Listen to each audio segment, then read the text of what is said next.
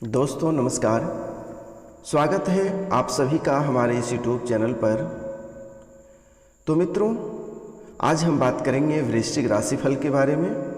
वृश्चिक राशि के जो जातक हैं इनके बारे में आज हम संपूर्ण विस्तार से चर्चा करेंगे। ग्रह गोचर से लेकर कुंडली, कुंडली से लेकर आपके भाग्य के बारे में भी बात करूंगा और इनके बारे में संपूर्ण विस्तार से चर्चा करूंगा, क्योंकि आपके साथ कई तरह की घटनाएं प्रतिदिन घटती जाती हैं और जो आप कभी समझ नहीं पाते हैं कि आपके जीवन में ऐसा क्यों हो रहा है, आप किस वजह से सफलता प्राप्त नहीं कर पा रहे हैं और किस वजह से आपको बार बार धोखा मिल रहा है। हर क्षेत्र में आपको धोखा प्राप्त हो रही है, चाहे वह शिक्षा का क्षेत्र हो या फिर प्रेम प्रसंग का मामला हो या पारिवारिक जीवन हो या व्यापारिक जीवन हो, चाहे किसी भी क्षेत्र के बारे में हो। तो आज हम इनके बारे में एक एक पॉइंट पे बात करूंगा, क्योंकि वृश्चिक राशि के जातक जल्द ही लोगों पे भरोसा कर लेते हैं और लोग इस भरोसे को आसानी से तोड़ के निकल जाते हैं। क्योंकि कहा जाता है कि गरुड़ पुराण में भी स्पष्ट किया गया है कि वृश्चिक राशि के जो जातक हैं ये काफ़ी अच्छे स्वभाव वाले होते हैं और बहुत कोमल होते हैं। अगर इनके दिल कोई तोड़ के चले जाते हैं तो ये उनका कुछ नहीं करता है। सीधा इसका कहना है कि जाओ, तुम्हारे इतनी ही समझ था तो तू यह करके गया, लेकिन तुम्हारे साथ ऊपर वाला करेंगे। तो जिसके बाद क्या होता है कि वृश्चिक राशि के जातक के जीवन में कई बार इस तरह की छोटी बड़ी घटनाएं हो चुकी हैं और आगे भी दिखाई दे रहे हैं, क्योंकि वृश्चिक राशि के जातक अन्य किसी जातक पे बहुत जल्द भरोसा कर लेते हैं और आसानी से उसमें घुल मिल जाते हैं। लेकिन क्या पता वृश्चिक राशि के जातक के मन में तो कभी पाप रहा ही नहीं। क्या पता कि इसका मंजर बहुत खौफनाक होगा और लोग इसका अंजाम काफ़ी बुरे तरीके से देते हैं। कई लोग ऐसे भी आपके जीवन काल में हैं जो कि आपके पास आपके साथ बैठ के खाते हैं, फिर भी वो खंजर लेके आपके पीछे घूमते रहते हैं, क्योंकि आपकी तरक्की और आपकी सुंदरता से उनको जलन होता है। आप एग्जाम्पल ले लीजिए कि यदि आप किसी से प्यार करते हैं और आपकी गर्लफ्रेंड तो सुंदर होती ही है, इसमें कोई शक नहीं है, लेकिन आपकी वो सुंदर गर्लफ्रेंड को छीनने के लिए आपके ही अपने मित्र आपका बलिदान देना चाहता है और आपको गड्ढे में धकेलने का पुरजोर कोशिश करता है। लेकिन बालाजी की कृपा से आपकी कुंडली और आपकी छाया इतनी भी हल्की नहीं है कि कोई आपको आसानी से कहीं पे धकेल के चला जाएगा, क्योंकि बालाजी को आप मानते हैं और बालाजी की कृपा से आपको कोई कुछ नहीं उखाड़ सकता है। क्योंकि आपको परेशान लोग कर लेते हैं, लेकिन आपसे हार मनवाना इतना भी आसान नहीं है मित्रों। तो जी हाँ मित्रों, कई बार ऐसा भी होता है कि आपके रिश्तेदार भी आपको तोड़ने पे मजबूर हो जाते हैं और तोड़ने का पूरा कोशिश करते हैं, लेकिन तोड़ नहीं सकता है, क्योंकि आप कोई मिट्टी के बने नहीं हैं महाराज की कोई आपको तोड़ के चला जाएगा। वृश्चिक राशि के जातक में कई ऐसे गुण होते हैं कि आपके जीवन काल में एक भी इंसान ऐसा नहीं मिला है कि जो आपका मदद किया हो, और अगर यदि आपको मदद भी किया है तो वह इंसान आपको बोल के चुका दिया है कि नहीं, हम आपको मदद किए हैं। और भी आपके जीवन कुंडली के बारे में कई महत्वपूर्ण खुलासा करना बाकी है। तो मित्रों, यकीन मानिए, यदि आपने आज यह वीडियो पूरा देख लिया तो मात्र 15 दिनों में आपके ज़िंदगी में इतने बड़े बदलाव आएंगे जिनके बारे में आप कभी सपने में भी नहीं सोचा होगा। तो दोस्तों, यदि यह वीडियो कोई साधारण वीडियो नहीं है, यह मेरी ज़िंदगी भर के अनुभव का नतीजा है और मैंने वीडियो को बहुत रिसर्च के बाद बनाया। तो मित्रों, कई ऐसी महत्वपूर्ण घटनाएं के बारे में उल्लेख है। कई बार आपके ऊपर ऐसी तांत्रिक क्रियाएं कर दी गई थी जिसके कारण से आप बाल बच गए, क्योंकि बालाजी की कृपा आपके ऊपर बरसती रहती है। और कहावत है कि कलयुग का देवता महाराज हनुमान जी बालाजी महाराज हैं और इनका आशीर्वाद जिन पर रहता है उनका कोई कुछ नहीं कर सकता है। बचाने वाला जब बैठा हुआ है ऊपर में तो मारने वाला क्या कर सकता है। कई बार आपको प्यार में भी धोखा मिला हुआ है, जिनके वजह से आपको बहुत ज़्यादा हताश भी होना पड़ा है। कई तरह के छोटी बड़ी घटनाएं आपके जीवन काल में हुई है।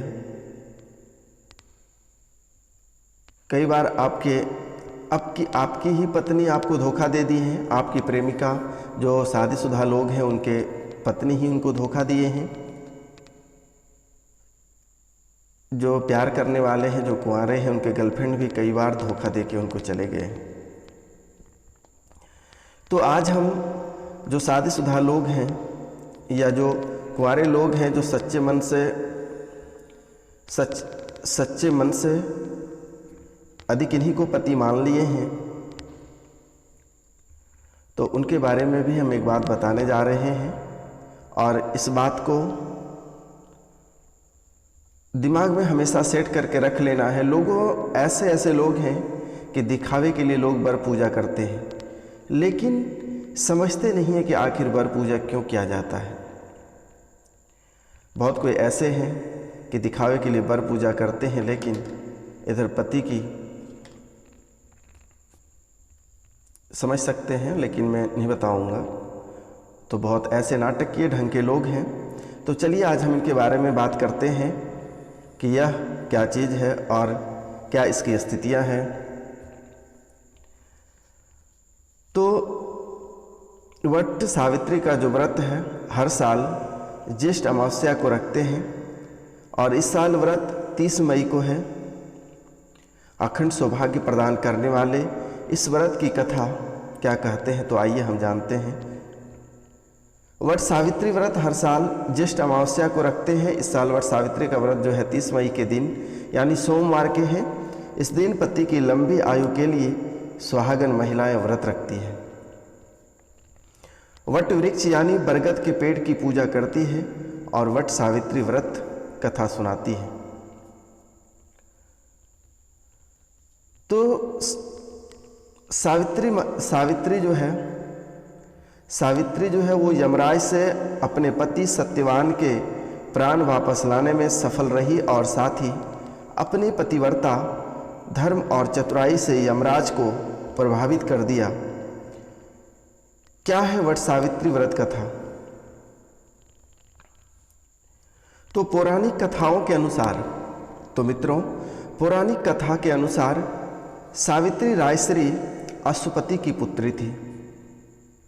तो मित्रों, सावित्री जो थी वो राजश्री अश्वपति की पुत्री थी, जो अपने पिता की एकमात्र संतान थी।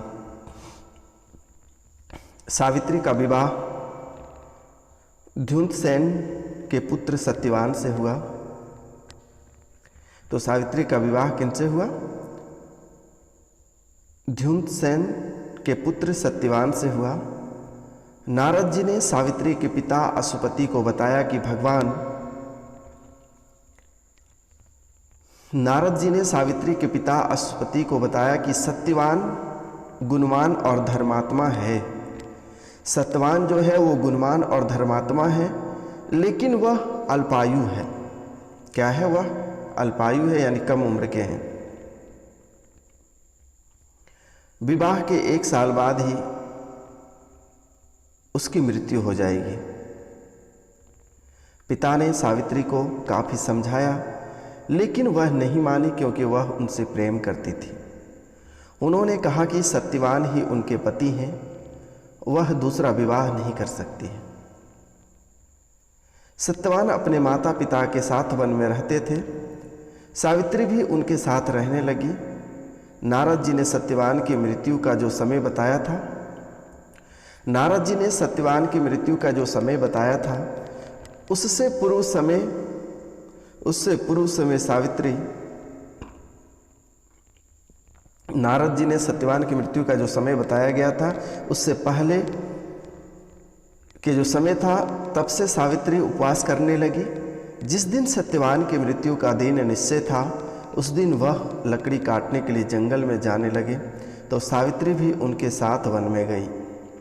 सत्यवान जैसे ही पेड़ पे चढ़ने लगे, वैसे ही उनके सिर में तेज दर्द होने लगा और वह वट वृक्ष के नीचे आकर सावित्री की गोद में सिर रखकर लेट गए। कुछ समय बाद सावित्री ने देखा कि यमराज यमदूतों के साथ सत्यवान के प्राण लेने आए हैं। वे सत्यवान के प्राण को लेकर जाने लगे। उनके पीछे सावित्री भी चलने लगी। तो मित्रों, सत्यवान जैसे ही पेड़ पे चढ़ने लगे, वैसे ही उनके सिर में तेज दर्द होने लगा और वह वट वृक्ष के नीचे आकर सावित्री की गोद में सिर रखकर लेट गए। कुछ समय बाद सावित्री ने देखा कि यमराज यमदूतों के साथ सत्यवान के प्राण लेने आए हैं। वे सत्यवान के प्राण को लेकर जाने लगे। उनके पीछे सावित्री भी चलने लगी पीछे पीछे। तो कुछ समय बाद यमराज ने देखा कि सावित्री उनके पीछे पीछे चली आ रही है। तो उन्होंने सावित्री से कहा कि सत्यवान से तुम्हारा साथ धरती तक ही था, अब तुम वापस लौट जाओ। सावित्री ने कहा, जहाँ पति जाएंगे वहाँ उनके साथ जाना पत्नी की धर्म है।